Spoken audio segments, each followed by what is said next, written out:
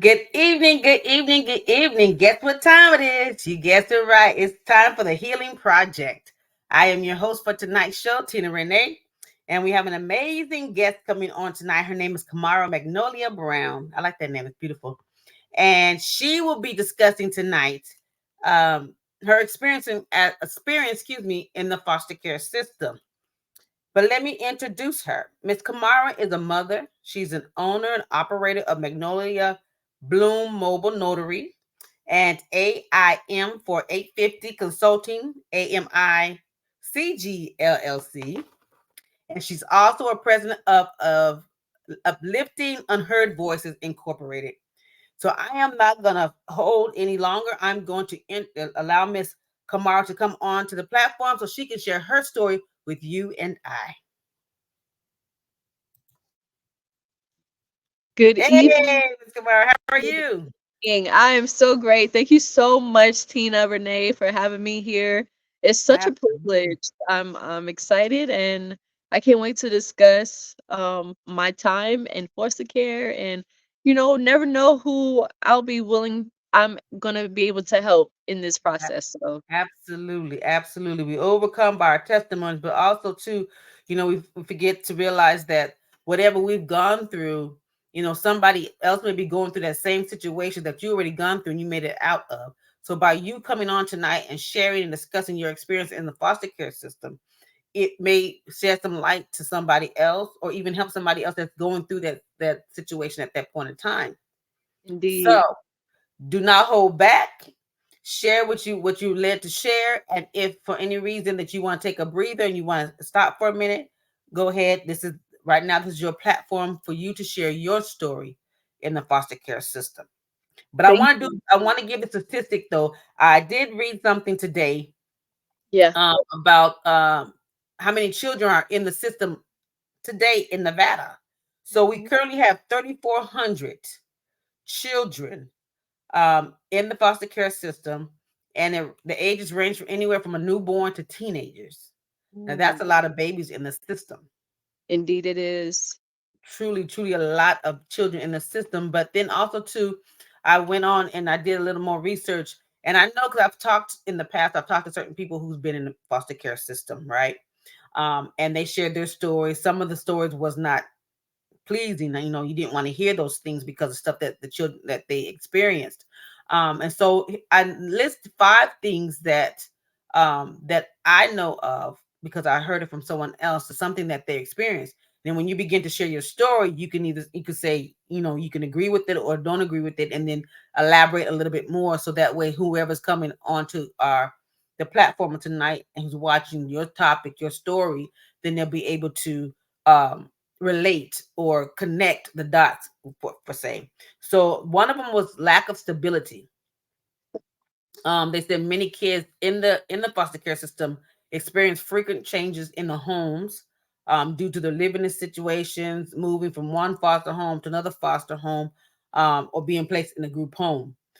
Two is abuse and neglect. Some children in the foster care system may have experienced abuse or neglect in their biological families, and unfortunately, this mistreatment can continue on in the foster care system. I do want to share this. I'm not bashing the foster care system at all because I do know there are some great foster parents, but this is some of the things that um, is happening.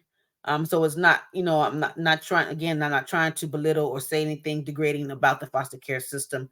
Again, because they have helped many children, but then sometimes some of the children do fall through the cracks. The lack of support, um, educational challenges that they experiences, and sibling separations. Oftentimes, and then you probably can elaborate a little bit more on this one here, that there are multiple children in the foster care system, the siblings, and what ends up happening, some of the people, the foster parents don't want to take all the siblings together, and they end up being broken up, which again now that can cause another traumatic situation in their life because now they're being separated more from their other loved ones. All right, the floor is all yours, Miss Kamara. Tell us a little bit about your experience in the foster care system. Well, I can say out of that 5, there's 4 that resonate very heavily with me. Okay. Um, I will go ahead and start with the being neglected, you Okay. know, the moving around. Well, actually, let's talk about the moving around Okay. because that was in the beginning of my years. Yes. So, based on what happened with my mom Okay. and then my dad, he ended up getting locked up like a little bit right after her. So we I was maybe 5 out of the Okay. kids. I mean, Okay. my dad had almost 10 kids at that time. My mom was reaching maybe her 6th kid at that Okay. time. Okay. So was, we absolutely was switched around in different homes.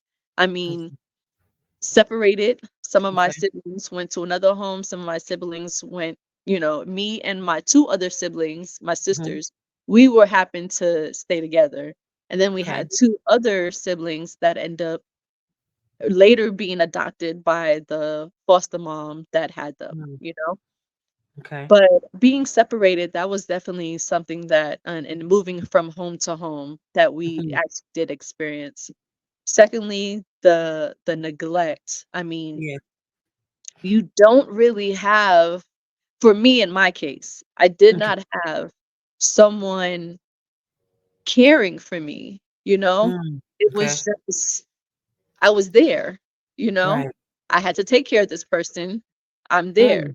I have Mm. 2 other people I have to take care of. We're just there. We're just Yeah. waiting to hear what's going on with our parents. We're not Right. actually getting any information because we're young kids, let alone, in the '90s. So, it was still that same type of, kids be kids, you can't kids are little kids, they don't understand what's going on, so Right. adults would be speaking about all types of things, and we wouldn't know what's going on with our lives. Right. Right. We would constantly be neglected, so with not having a role model, Mhm. like, my childhood of being neglected showed up in my parenting. I have 2 kids, Mm. so it Okay. showed up in that way in my Yeah. parenting because I'm kinda like a helicopter mom in a Mm. sense because I'm Okay. constantly watching over my kids, and then the neglect part is you have other kids being Mhm. with you in these foster care situations. So, Right. not only, are you being abused, neglect, Mhm. teased, Mhm. bullied by other kids, you're Right. also ones in your family. So you just Right. don't really know where to really turn and let alone have your voice be heard as Yes. a kid. The 3rd one what was the 3rd one? What was the 3rd The one? third Was one's that the lack of support. yes, the lack of the support. And Yes. as I said before, like, having no voice, no one Mhm. there to actually listen to you because they're the adults, they Right. know what's best for you, right? Mhm. Right. They're telling you they know what's best for you. "Oh, you don't know what you're talking about. I know what Mhm. you go here, you go here." Right. So, just not being heard, and being looked falling in the cracks. I mean, Mm. I literally from moving back and forth and everything, I didn't really learn how to read, Okay. like, confidently. I was in the 3rd grade and still didn't really know how to read. My Wow. dad, when he finally got custody of us, would sit me down to try to do reading and everything, and I would just be stuttering, and even to this Mm. day, I still have trauma behind reading in Yeah. front of people, Oh, you know? yes. But because I was going through all the younger years, Mhm. little moments of a child's life, they say it is like 3 to 6 years old, Yes. where they're holding information Development. Right. was Mhm. thrown around in those times. So I Wow. wasn't even getting to whole information, let alone know who I was. Right. Of Right. importance, those things were lacking. Wow. So in the first part when you were saying you moved from home to home and even being separated from your siblings, what as a child, what were your emotions, or what were your thought process going through that situation at that point in time? Just going with it. I didn't have any real thought process, you know? Yeah. Um, I just knew me and my other 2 sisters, we were together. Um, Right. we had 2 siblings that was somewhere else. We Okay. didn't really know, let alone see them, we didn't get Wow. a chance to see them. And then my other 2 siblings, sorry, it's cold out here. Oh, My other sorry. 2 Sorry. siblings, Uh-oh. we got a chance to start visiting them later as we got older, but Okay. at that time, there's no connection. Mm. We're strangers Yeah. visiting each other. We don't know them because we weren't around while they were growing up and stuff, so Right. trying to establish that connection was really hard for us to the So how point. so what was the time frame when you guys reconnected? How old were um, you when you guys reconnected? so for the 2 younger ones, we really they're in their 30s right now, Oh and wow. we still haven't been able to. I have one that I kinda talked to on social media, Okay. and we were able to actually communicate and everything. We send messages. Mm-hmm. There's another one, she wants nothing to do with any one of us. Wow. So they totally, and I was trying to explain to her, like, we were all young at the same time, when Right. all this was going on. We had no control over what was happening, We had no Right. control. So to put us all wrapped up, because you don't wanna have nothing to do with our mom, Right. like, we were victims too in the situation. We didn't know what was going on. Absolutely. We just knew my mom Absolutely. was in prison, Mm-hmm. and our dad was in prison, and then finally he got a chance to get custody of us. He fought for the custody of the other 2, and the Okay. courts were like, "Hey, you already have 3 kids right now. Mm-hmm. You cannot support 2 more." And Wow. then their mother was already trying to adopt them. So that's what eventually she ended up doing because she Wow. had them from young ages. And ended up Right. they raised them and everything, and they had a good life, roughly had a good life. But, me and my sisters, we were just all over the place. We really Yeah. was. So growing up, Kamara, so growing up and you guys are at your adult age now, was there any kind of resentment towards the ones that actually got adopted because you guys didn't get adopted? Was there any kind of resentment? There was, not really a resentment. It was more of a disappointment with them Okay. because we tried to reach out as siblings, and Okay. they didn't want anything to do with us, Mm. and it was like, "We didn't do anything, Right. we just wanna get to know you guys. You have the same blood as us," So, it wasn't a resentment. It was more like, "Why?" We So were in did the you now same that, boat. that now that's a good question when you said why. Now was that you always would you always question yourself coming up, when you're in school, when there's school functions and stuff like that, where other kids have their parents coming to their functions or graduations or assemblies or what have you. How did that make you feel knowing that your mother, your parents was not there when you saw the other kids' parents there with them?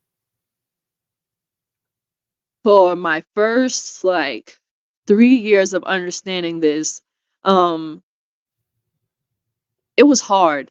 It was hard because I constantly got bullied because, Mm, "Oh, your parents are in jail.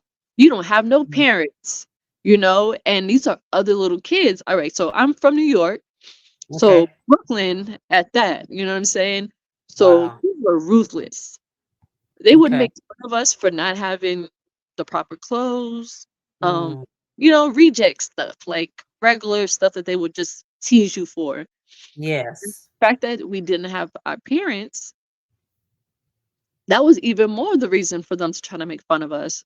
So that Mm, was really hard for me to finally understand, and to the mm-hmm. point where when my dad only when my dad got custody of us, that's Yes. when those feelings kinda dispersed. It kind of, like, fell off. But Okay. it still was anger a little bit because I still didn't have my mom. Right. you know? Right. Like, she spent 17 years in prison. Mm. So from Wow. the age of me being 5 Mhm. up until 21, like, when she got out, I was already a grown person in Right. college, you know? Wow. Okay. So it was always kind of like a resentment towards just our situation and why kids had to be mean. Like, who raising y'all for y'all to be acting like this? Like, Right. I And then know but being bullied. Now I know that played a big role in your self-esteem. Now, yeah. how would you say how damaged was that your self-esteem, and at what age did you begin to realize that there was something that you had to heal from? And then at what point did you begin your healing? So throughout my entire life, honestly, um, Mhm. I saw damage. I knew damage. Um, Okay. being a so with remember we were talking about being neglected. Yes. I was abused sexually, Wow. during these times. So Mm. that takes a toll in your self-esteem because you're like, why me? You know? Mm. Why me? Right. Why does this have to happen to me? So it was like, you must have something wrong with you. Mm. Must be the problem if Mm. they're doing this to you constantly, you know? Yes. So growing up with that in the back of my mind all the time, Yes. trust. My ability to trust people, Mm. oh my Absolutely. goodness, because if you have someone who is blood related break your Mhm. trust like that, Come on. Yes. to look at anybody, it was like, if my own blood could do me like this, who are you? Right. Wow. That's deep. That's So deep. my trust levels, even to this day, okay, even Mhm. to this day, and I'm close to 40, Okay. I still have issues with actually trusting people, let alone my emotions. It's not until maybe about 5 years ago Okay. I really started getting into more spiritual work, Okay. shadow work, Okay. you know, trying to shake those demons off because it was like, why God? Why did I have to go through these things? And then Mhm. I started learning that, hey, this is your story and you don't Yeah. have to be ashamed of it. You know, Yes. you don't have to be ashamed of it. So it took a long time and it's still under work. Like, it's really still under work. It's probably always gonna be in the back of my mind somewhere. And as I said before, in my parenting, it Mhm. showed up that way. Cause like, me and my sisters were all damaged in a different type of way of our upbringing, and Okay. we all our childhood trauma has showed up in our parenting in different ways. And me and my Mm. talk talk about it a lot. But for me, it was to protect my children's innocence Okay. because Okay. mine was broken at a young age, you know, Yes. to protect them, to allow my children to have their voices Mhm. and their opinions and Yeah. their I made sure that my kids so I homeschooled my kids up until the age, well, my daughter, she's 10 now, so I Okay. homeschool up to the age of 8, and my Okay. son is about to be well, he's 8, and I homeschooled her up until the age of 6. So, Okay. for me, literally last year was their first year in school, in actual public school setting, and it was protecting them in that way because of Yeah. my childhood trauma. Absolutely. Absolutely. Trust family sometimes around my kids. Like, I'm Mm. always like, "I will watch my kids, no worries." Right, right. So now that you have your children in public school, now how would you say now are you more you hover over more than you did while you had them in homeschool? Or you always, I mean, I know as a parent you're always going to be concerned about your children, but because now they're not in your presence, for those few hours that they're away at school, how does that affect you emotionally? It doesn't affect me as much because 'cause I'm still always at their school, Okay. I was there today. I seen that you was reading some books today. I seen that. I was there today. I'm always at school. However, the thing with me is that, like I said, I made sure that my kids had emotional intelligence. They had businesses. So Good, good, I've good. I've cultivated them in such a way that Mhm. I trust that they're gonna make the right decisions. I Good, good. trust that they're gonna tell me if anything is unusual, that they like my daughter, she had me almost in tears one day. She said, "Mom, I can honestly say that you are the only person I can truly trust with my emotions." Wow. And that Wow. felt good to me. That felt like, "You did your job, mom," because Absolutely. I wanted to be that person to my daughter and my son that I Ab didn't have grown right. in this foster care world, Right. that role model. So for her to tell me that, I'm like, you are doing a good job." Absolutely, absolutely. So So when she you so anything. and that's good that you say that, and it's good that she feels comfortable and safe in being able to open up and share her emotions with you, because oftentimes children do not feel comfortable talking to their parents about anything. Oftentimes kids that hold everything in, and we not as parents do not know what our kids are going through, or even if they're being violated for that matter. And it's good that you listen, and it's very important that we as parents listen to our children, even for that matter, watch their behaviors, because you'll begin to see if something's changing in their behavior pattern, and that we have to focus on that as well. But when you were violated, Mhm. now when you went and you told somebody, I didn't tell now any you didn't tell anybody, so you kept it to yourself. I kept it to myself up until the age of maybe my 20s. 20s. Wow. Yeah, I held Wow. on to that demon, Wow. a Wow. shame. You feel shame, Mm-hmm. you feel, anger with yourself. Okay. Who's gonna believe me?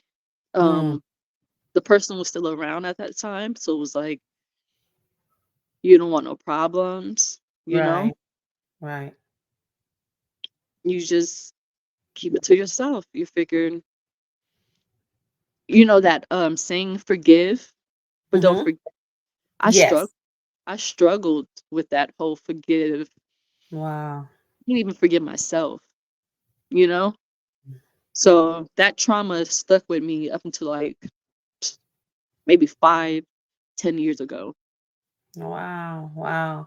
So what was your breaking point for you to come out um at the age of 20? What was your breaking point to say, okay, enough is enough. I have to tell somebody. Um, what made me tell? I think having kids. Having kids? Having kids Mm. and, people wondering why I was being so weird, you know what I'm saying? To them, it's weird, and I'm Right, hovering. right. I'm Okay. protecting. I'm big mama bear, you know? Right. People pointing that out like, "This is a little something weird." Was like, "What's going on?" You Mm-hmm. know? And I'm just like, "I don't trust." And like, "You need to learn how to trust." And Yeah. for me, I just couldn't. So finally, I was having to explain to a family member of mine, like, "This is not coming from a place of malice. Okay. Okay. My intent to protect my babies are not from malice. It's really to protect my babies because I was violated." Mm. And they're looking at me like, "What?" Like, when I told my mom finally, and I think I only told my mom, like, last year. Wow. Yeah, I only Wow. told my mom, like, last year. I Mm. didn't tell her who it was. Okay. Okay. Um, there's probably only, like, one other person who actually knows who that person was, but Mm-hmm. I kept it, it was a family member, so Wow. I don't wanna get that person in trouble, let alone make it be weird between me and them, Mm-hmm. so I didn't say anything. I really kept my demons to myself for a long time, but, Wow. um, it messed up with it it reared its ugly head in Okay. my actions towards people, Okay. relationships, even friendships, you know? Mhm. It was a battle, a battle, a constant battle, and all those things that I had to really realize, like, "Hey, it's you and your Mhm. trauma. Yes, yes. It's So, you and and I know in your healing process, and every day is a healing process. Every day is a new step. Every day is a new turn, And then, and I know in the recovery process, when you're healing and going through your healing process, that there's days that you have triggers. What would you say is some of your triggers that you know right offhand that you're still dealing with, time after time? not being listened to, not Okay. being heard." That is a major trigger for me. Okay. When I feel like my voice is being silenced, Okay. you know? And I've spent so many years being silenced. Mm. So Mhm. when I finally come out and speak my mind and I say what I'm gonna say, Mhm. Mhm. once I feel like somebody's not, you ain't trying to hear me, and I'm speaking clear Mhm. and precise and assertive, and you not trying to hear me, yeah, that's a trigger. Um, Other triggers, anything that has to do with my kids' safety, Okay. that's a major trigger. I had a recent situation that countered a little bit of my children's safety, and I was like, mm-mm. Me, Mhm. I was ready to pounce, 'Cause I was ready to go in, huh? ready to go in. It was just so bad. And I'm like, okay, reel it back. Okay. Right. Right. It's not that type of party. You know what I'm saying? State. So I had to go about it in a different light. And I had Okay. to really sit with myself in Okay. the emotions that I was feeling. Mhm. I had to really sit with myself and dig like, why are you really feeling this way about the safety of your kids? Like Okay. they're not far. Mhm. Why are you obsessing about this? And Right. it goes back to that childhood trauma. Like I don't want them to ever have to deal with any of that I had Yeah. to deal with. So Right. that's a trigger. Usually men and their nonsense sometimes is a Okay. trigger. Okay. Yes, I'm like, ma'am. "Oop, Yeah. no." Once I So it's feel like you now. So like in now that you knowing and you're going through your healing process now, um, what do you find? Do you you tune in on the red flags, or you kind of ignore the red flags now because of what you've been I through? tune in too much Hmm. to reflect. I'm a Yes. little like, as soon as I start seeing something, I'm like, "Woof, all right, I'll give you one more chance." Hmm. I'm quick to cut people off. It's Yes. it's and it's almost, I feel like it's kind of it can go any either way, you know what I'm saying? Because I'm so quick to cut people off that I don't really give people a chance to like, Okay. "Hey, they're human too." Hmm. Hmm. I don't know what type of trauma they're dealing with, you know what I'm Right. saying? I Absolutely. don't know. So for Yeah. me, it's like, I don't wanna deal with any abuse. I'm getting older. So Hmm. I decided, like, I'm getting older, there's no way I should be allowing these certain things to happen to me. Absolutely. Absolutely. What type of energy am I, emitting out Hmm. to the universe, to these Hmm. people? What am I giving off that makes people want to take advantage in that way, you know? Hmm. So I had to look within myself and go about it a different way, but I be so quick to cut people off. It's a little Yeah. bad. And it's funny you say that because I find myself now, times now where I'm quick to cut somebody off. And I'll be like, okay, I know I gotta give people chances, but then, it's just I guess from the trauma and the things that you've gone through in your life. So you're now on guard. And I won't even say on guard. Now you're very watchful, to the point where you are watching everything. You're watching the moves, you're watching the change in the individual, and then when you see that change and you know that that change is wasn't there before, then now you're beginning to act in a way where, okay, I got to protect who I am. and Mhm, and that's part of going through your healing process, because again, because of what you've been through, now you're at a point in your life where, okay, all I want is peace. I don't want no drama. I don't want anybody that's going to come in and try to mess up my peace or what I have going on. So yes, so now it is much easier for you to just cut them off. Okay, I'm cutting you off at the knees. I see you doing this, and you said this, and your actions not adding up to what you're saying. So yeah, I'm gonna cut you off, and that's a coping mechanism because you're trying to learn how to, you're protecting who you are, you're protecting your feelings, you're protecting your emotions because of what you've gone through. Yeah. And I had to learn honestly because um what the difference is too of cutting people off, what's the necessary factors. I had to learn that, hey, when you ask God Mm-hmm. for strength or peace Mm-hmm. or anything you ask God for, he's not Yes. just going to give it to you. Mm. You're gonna be tested. You're gonna have things that's Yeah. gonna come your way to Yes. earn that peace, to Yes. earn that strength, to earn that overcoming. You know what I'm Yes. saying? You're not just gonna get it. You're gonna have to go through certain things. So sometimes these Mm-hmm. are actual lessons and blessings for you. Yes. So Yes. it's like he's testing. He's just not gonna give me these things. Yes. And it's good that So you said that the because that is very patience, oh my important. gosh, the patience. Ooh. Girl, when I started asking for patience, I didn't know what I was asking for. I know I remember Lord give me patience, Lord give me patience, Lord give me patience. And then one day a former pastor started talking about patience. Don't ask for patience because you sure gonna be tested in that area.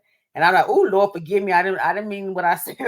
I didn't mean what I said. So Exactly. you I said, no more. I'm not asking for no more patience. I'm good on that. But and it's very important that you said that because we are going to be tested in those areas. Because and it's important that we learn how to pass that test in the midst of us going through that test or taking that test, because if not, we're going to find ourselves having to repeat that test again until we do pass it. And when you do give it to God and pray to God, He's going to help you through it. He's going to give you this, you're asking for the strength. He's going to help you. But again, you're going to be tested in those areas. Uh-oh. Are you froze, Miss Kamara? I think you froze. Uh-uh. Uh-oh. Hold on. Can you hear me? You froze Yeah, on the other one. Okay, my okay, okay. apologies. Oh, you're I'm okay. trying to get up. The But phone was like, we're "Nope." Sorry about gonna that. oh, you're okay. You're quite all right. But but you are going to be tested in those areas.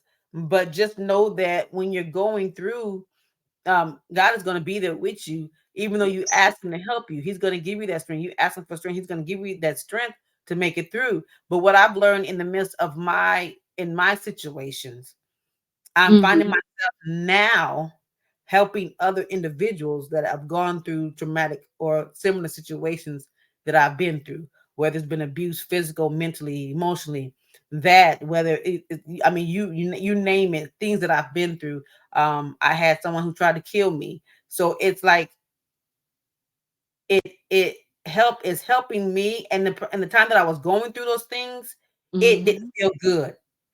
It hurt like crazy, Yeah. but now I know why I had to go through certain things, because what I'm doing now for the kingdom, now what I'm doing now is I'm helping those individuals who I was back in those days, in my traumatic situations, and being in these relationships that I knew I shouldn't even entertain.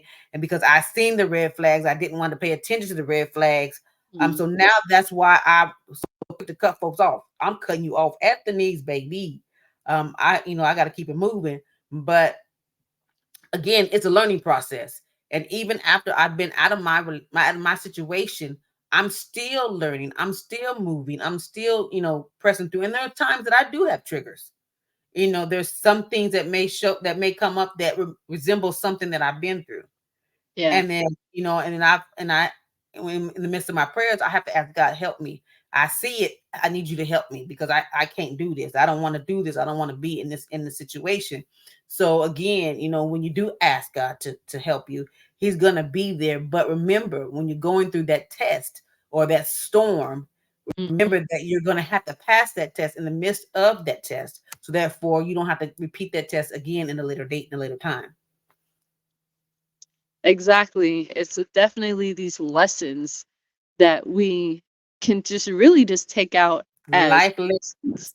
Blessings. They're blessings, they're blessings, they're blessings. Like, we need to stop going through lessons and think like it's the end of the world, or, we shouldn't be going through this. It's like, no, you need to go through this for your growth, you know?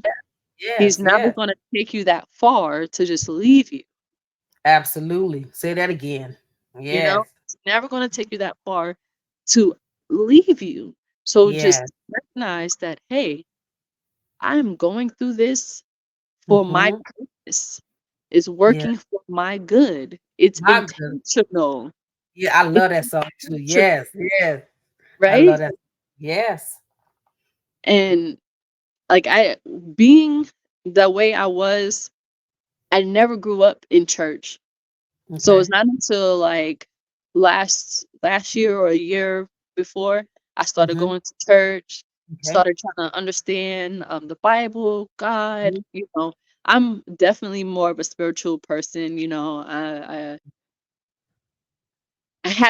don't think I have locked into a particular, like, religion or anything like that. I just know that there is one above, Yes. and Absolutely. just to be good to people, Yes. Yes. know? Yes. Be good to people. Be good to Ab- yourself. So I'm not one of those people that likes, read scriptures and but I just know that being good to others, Mhm. Mhm. knowing that be kind anyway, Mhm. and that helps me a lot because I am such a giver. I Okay. sometimes give too much, but I'm such Mm. a giver, just started learning how to be a receiver. Wow, that's a big one right there. That is Especially truly a the big one. receiving. Yes. Yes. That's a big one. Yes. I'm like, Absolutely. I was so able, like, love when people can come to me and Mhm. ask for something, and I'm like, "Yeah, I got you." Or Right. even if they're going through something, I'm able to give them some advice. "I Okay. got you." Or if, they're they're feeling down on themselves, Mhm. I'm willing to lift you up. "Girl, you got this." Come on. And Yes. Yes. just Yes. start realizing, like, I'm not even doing that for myself. Hmm. I'm not even being my own best friend. Mm. Like, That's why am good. I able to cheer you on, and I turn around to myself and They be ready can't to change. And be that's real. That's real talk right there because oh my goodness, there will be times where I'm going through something and I can't even, encourage myself, mm, but as soon as somebody says something or inbox me, because I get a lot of people inbox me or call me, and I am so quick to say, this is X, Y, and Z. The Lord said this, the Lord said that. But when it's time for me to do what I need to do for myself, I'll be like, uh, I'm stuck. But again, that's the learning process, learning how to trust God. And sometimes things that we go through, He's testing our faith to see how much we truly believe and trust in Him. mhm. And I'm learning that as well because it again was very hard for me to trust people because of things that happen. Even and you talking about being a receiver. I can give. I'll give you my shirt off my back. I'll give you my shoes. Give. Naturally. But because of things that happen, I used to have people that would give me gifts, and then when they get angry with me, they would take the gifts back from me. You So now know? I don't want no gifts. Don't give me no gift. I don't want the gift. Or even I would have someone really close to me that would do things for me, Hmm. and then in a sense of an argument is like, "Well, if it wasn't for me, you wouldn't have had that. Or if it wasn't Absolutely. for me, you would never did that. If it wasn't for me." So then I stopped wanting people to do things for me Yes. because I Yes. don't want to have to hear it later. So when I give, Mm-hmm. I immediately take it for what it is. I don't need anything from you. Right. You Right. know, I completely least to just love. You know, Yeah. I did Yeah. it with my You did it hardest of with heart. pure intentions. Pure intention. You know, you didn't want anything back. You didn't expect anything back. You're just doing it because that's just who you are. But again, those lessons, um, teaches you, you know, or I want to say it's not a good teach, but it's teaching you how to That's not want to receive stuff from people because, you know, are you going to take it back from me when you get mad with me, or are you going to throw it up in my face? And again, that is part of your healing, knowing who is genuine, knowing when somebody says, I got you, or knowing when somebody says, here you go, here's $50, don't Mhm. worry about paying it back. Or, you know, asking, hey, do you need a ride to the store, or how's your food in the household? You know, and knowing that when they're doing it because they're genuine. They're not because they're expecting something back.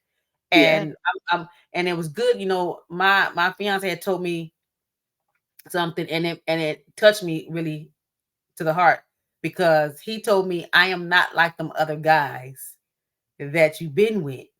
And that to me means a lot, because I've been with some okie dokies, okay, some counterfeiters, but to hear but to hear those words, it was like soothing to my soul. It was soothing to me, because now I feel I can trust. Now I can let my guard down a little bit, and it's still coming down, but because of Mhm. the situations again that we've been through, those things kind of you tend to look at them more, or investigate, or do some research before fully engaging, because why? You don't want to set yourself up for failure again. Exactly.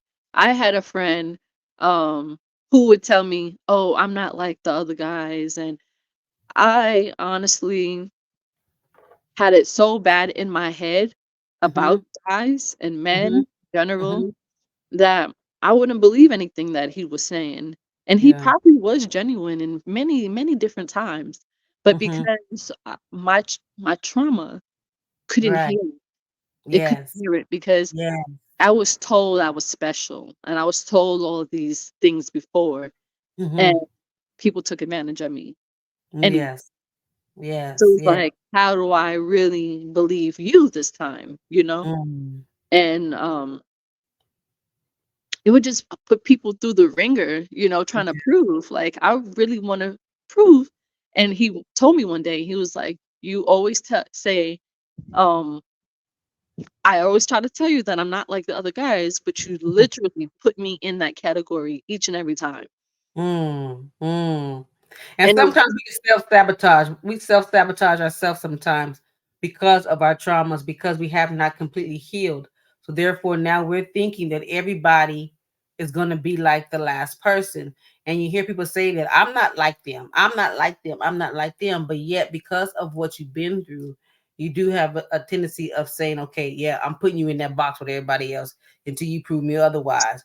me And that's otherwise. right. Yeah. And that's not a good way of thinking, because again, we're self-sabotaging, because it could be that one, and because of what has happened, you are still holding on to that.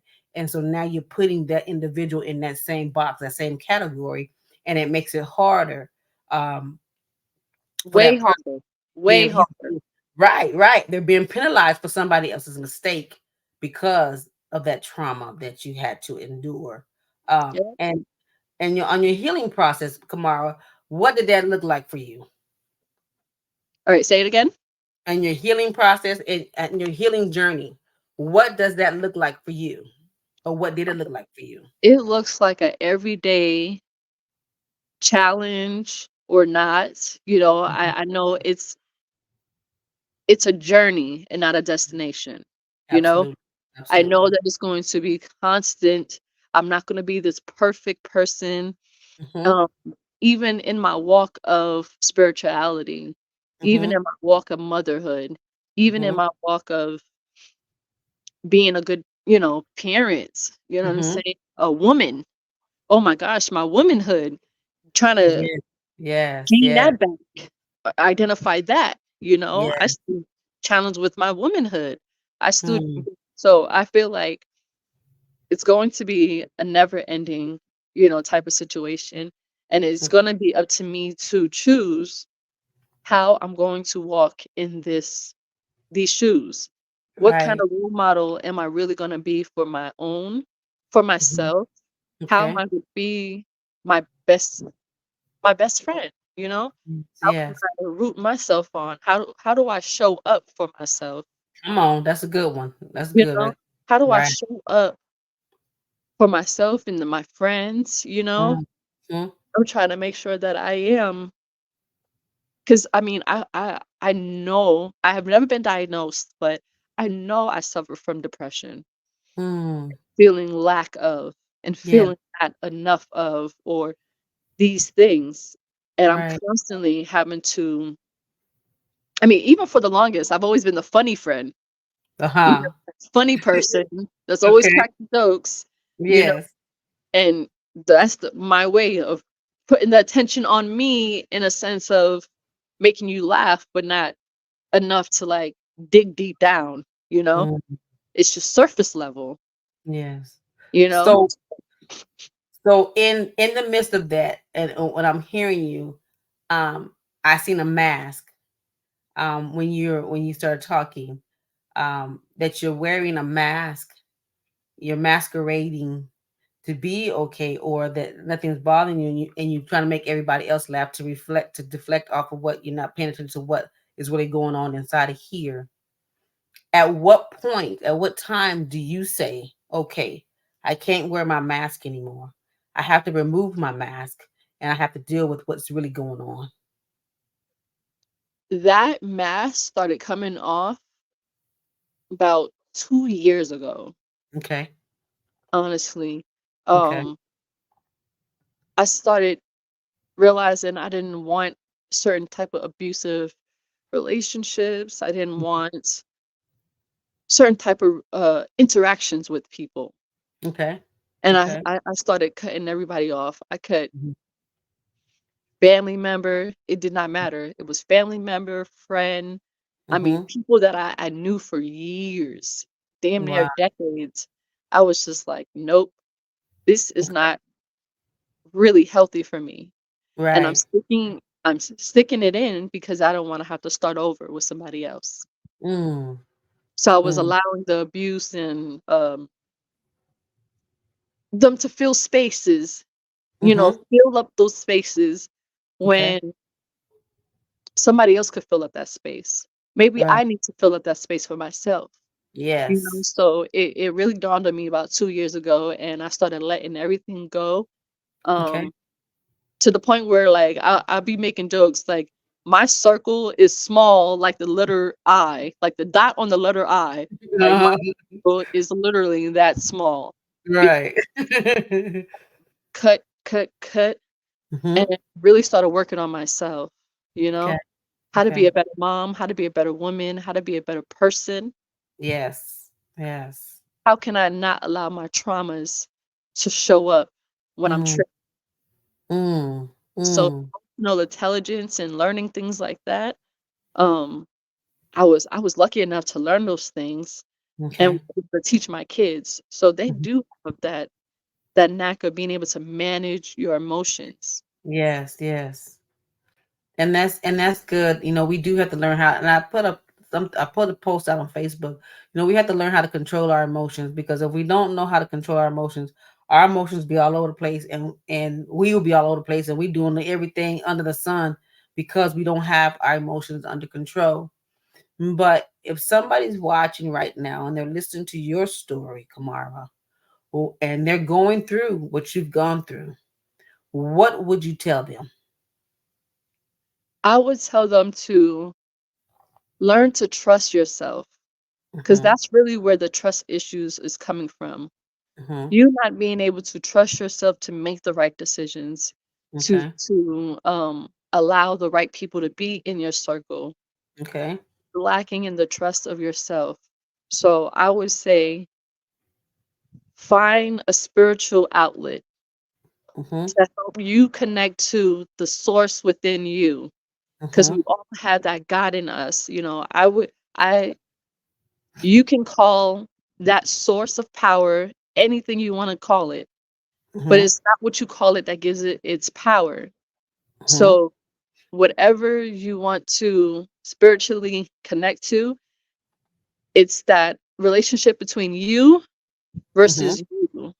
Mhm. Little you, human you versus your spiritual you, your mind, and Mhm. keeping that connection close. Mhm. So it's just tapping into and learning more about spiritual journeys, and just go on that. I think that would be something I would tell someone to just start doing. Start watching YouTube videos. We're in the era of technology, so like you can find anything that you need Right. on Right. YouTube because we all are going through very similar Um, things. Very now, similar things.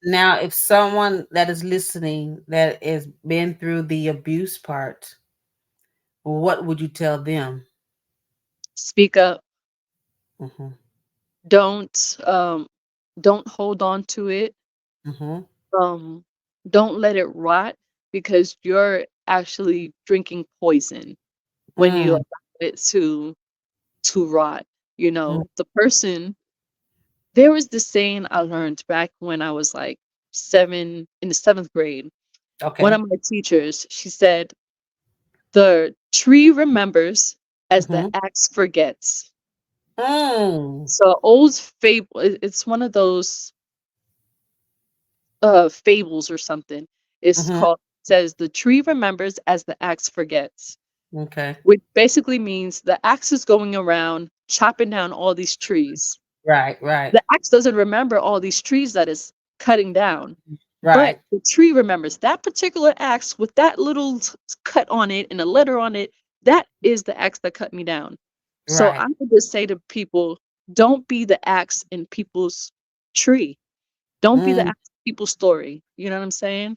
Mhm. Like, Mhm. we are all secondary characters in each and every person's story. They're the Mhm. main character in their story. So don't be that axe. Yes. Be cautious of how you treat people, let Yeah. alone how you treat yourself, Right. you know? Right. Absolutely. Absolutely. And and I want to thank you for coming on and sharing your story on tonight. I know it took courage to come out and to share with others, people you don't even know. Um, that took a lot. That shows your strength. Um, and again, I want to commend you on taking responsibility, taking on your healing, your responsibility for your healing, because nobody else is responsible for your healing but you. Yes, things happen to us from individuals that's done things to us, but we are responsible for our own actions. We are responsible for our emotions. We are responsible for our own healing. We cannot expect nobody else to do it. And your healing is not going to happen overnight. It's going to be a process. It's going to be an everyday journey that you get to where you're trying to get to your final destination. And and no matter what you've gone through, you are still beautiful inside and out. Thank And you. you're very welcome. And keep taking care of your babies like you do, because they'll respect you and they will honor you for that, because there are children that who wish that their parents will listen to them, you know and your children have that individual that listens to them and allows them to share their emotions, being respectful but sharing their emotions.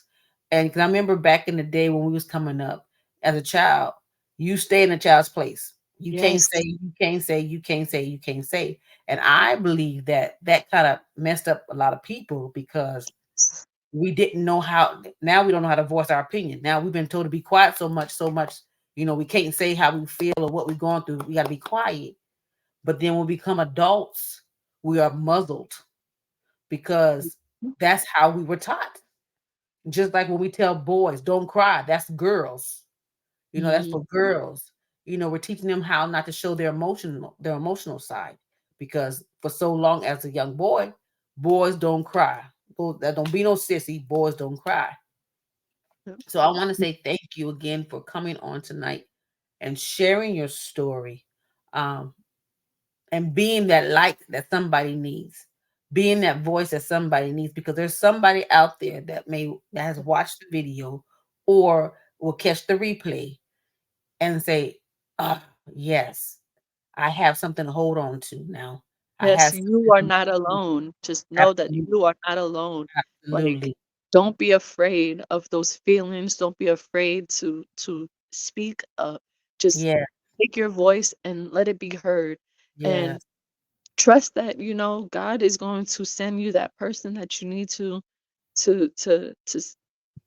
say those words to, you know? planting seeds, absolutely, absolutely. And and it's never too late to start your healing journey. Who's Yes. ever watching, it's never too late. It may happen back in the early 2000s, but it's not too late for you to start your healing journey. In order for you to be happy and whole, you have to heal from what broke you. You have to heal for what wounded you. You can't keep walking around being an open wound and you're leaking on everybody. So at some point, you gotta take that temporary band-aid off, look at it in the face for what it is, and apply the proper medication to it so that way you can heal. Mhm. Amen. That right Yes. there, spewing and spilling all on everybody else, because 'cause Yes. we've been muzzled for so long, so now we have a voice and we just wanna scream and yell and, Right. you know, Go to the top of the mountain, you let it all out. yeah, Yes, yes. I'm glad, like, my kids, they have someone in their lives that always says, "Oh, you don't have a voice until you're 18." Hmm. I tell my kids, "You better not ever listen to that." And I'm sorry that they say that to you, but Mhm. it's not true. I've never, you have a voice now. Yes, I yes. actually read a book called My Voice is a Trumpet Mhm. at school today, and I asked the kids at the end of the book, it says, "How will you use your voice?" And Mhm. that's why I started the nonprofit Lifting Unheard Voices, Okay. Okay. because I want to lift those voices that are not heard, that don't Mm. feel like anybody's going to care. Come on, Y come on. We So have tell voices, us no matter about how young they are. Go ahead. good. No, I was gonna say, tell us more about that organization. If somebody wants to volunteer, somebody wants to help you, in an event or something that you're doing for that, how can they get a hold of you? Right now, you can be able to get a hold of me from my, notary, email. Okay. That's where I do most of my business right now. I Mhm. am in the process of actually getting my nonprofit off the ground and, Okay. to the attention of Nevada, because it is for kids who Mm. have, children of incarceration that was like myself. You Mm. know, I understand that the bond between the inmate and their child is very important, Mhm. and, it doesn't mean just because they made a mistake, and they probably are making mistakes, but there should be resources available to Mhm. help recidivism Mhm. go down, and Mhm. for these children, they're not looking at their parent as, "You're a bad person." They Right. only look at their parent as, "That's my parents. That's my dad. Mhm. That's my Absolutely. mom." It's all Absolutely. love, you Absolutely. know? And to try to break that bond and say, "Well, they are not deserving because they made a mistake." Mm. I mean, I remember being able to visit my mom in prison, Yes. and my mom have a really great relationship right now, Good. and I Good. know it's because of being able to go visit her the amount of times that I was, so she Mhm. can get to know me, so it was like parenting at a distance. Mhm. And, so for right now, you can be able to reach me at BOOK, at maggiebnotary.com. You can Okay. send any email to that, if you want to. I just need to get it to Nevada's ear, let them Mhm. understand, because they don't even have the number of how many kids, because I know a lot of the kids are in foster care, but they Mhm. don't actually have an actual number for the children in it Mhm. of incarceration. You Mm. know? What does that look like for Nevada? So I'm in the process of doing my research and everything to get that going because I wanna be an outlet. I feel like God is calling me. Mhm. I've always cared about the kids because of what I went through. Yes. So for me, I know that there's lots of voices that are not being heard right now, Mm. let alone them even thinking that you even care to Right, hear them. right. And And I we're wanna gonna tell them that we care. absolutely. We're gonna have to get together because I have a nonprofit, and my nonprofit is for kids of incarcerated parents. So Okay now. This so talking so about before I left in 2019, I moved and went to Texas. I was really big in the community and in that doing that. It My organization used to be called It's Okay to Be Different. I since then changed the name to Arise Community Development Corporation because I want to add different other intricate parts to the organization to be able to help the children even better on the grander scale. So that's why I changed the name. But again, we need to get together because that's what my nonprofit is, and that's the population that I do service. So yeah, so let's make some things happen, yes. Adam. Let's do I this. can't wait because I know God is calling me, and that's where I really started my entrepreneurial journey, Okay. trying to start the nonprofit and get myself out there, and Nevada wasn't trying to fund it, let alone DOJ. Yeah. DOJ wasn't trying to Department fund anything. Mhm. I was talking to the warden and, making connections and everything, and it was like, "Who cares about these kids?" Yeah, yeah. And it's like, we should care about these kids, you Absolutely. know? We Yeah. definitely should care about these kids because you don't want them to they're more likely to follow the same footsteps. Absolutely. Absolutely. 75% of the children who does not receive the proper and effective uh, intervention will end up in prison. You Yeah, know? I've done that. I've done that research. But yeah, we need to get together. I used to work the prison system. I did 5 years in High Desert, so I know some of the wardens, and I still talk to some of them. So yes, let's make this happen. Let's make this happen. I know God is calling me because I have been, like, literally working my business, trying to gain the money to be able to fund my nonprofit and get it off the ground and all these things, and, you know, I'm ready to let Let's him rock. Let's rock and steps. roll. I'm Hey, ready for him to order my steps, and he definitely has, and I've been praying on it, so come it's on. such a Yeah, pleasure, Tina. yeah. This was some healing for me. I mean, it ain't Hey, called a healing project for nothing, okay? that's I'm fine. over here crying and stuff. Don't be having me crying on the Don't cry, don't cry, on don't cry. this. But and and I tell people, a lot of people that I meet, I don't meet them in person. I actually met them on Facebook by way of a friend of a friend of a friend, and then we end up being friends. There's two friends that I met years ago on Facebook, and we're still friends to this day. So you can make great connections on social media. Is the right connection? Let's say that the right connection, Yeah, not yeah. just any connection, the right connection. But it can happen, and like I said, it wasn't by accident that now that we're speaking, and this is my first time ever speaking or seeing you. We always doing on social media. So, let's make some things happen. Let's get on a call. Let's talk about some things and let's make it happen. I am all for it. Let's All do righty. it. Let's do Let's this. I'm ready. Awesome, Saz. Well, I thank you again for coming on and sharing your story on the healing project that you trusted us enough to come on our platform to share your experience in the foster care system. Again, thank you. You have a wonderful and blessed night, and we will be in touch. I'm going to send you my phone number. All right. All All right. right. Good night. Thank you so much for having me, and blessings to everyone and anyone that this message was able to reach. Thank Yes. you. Awesome. All right. Good night.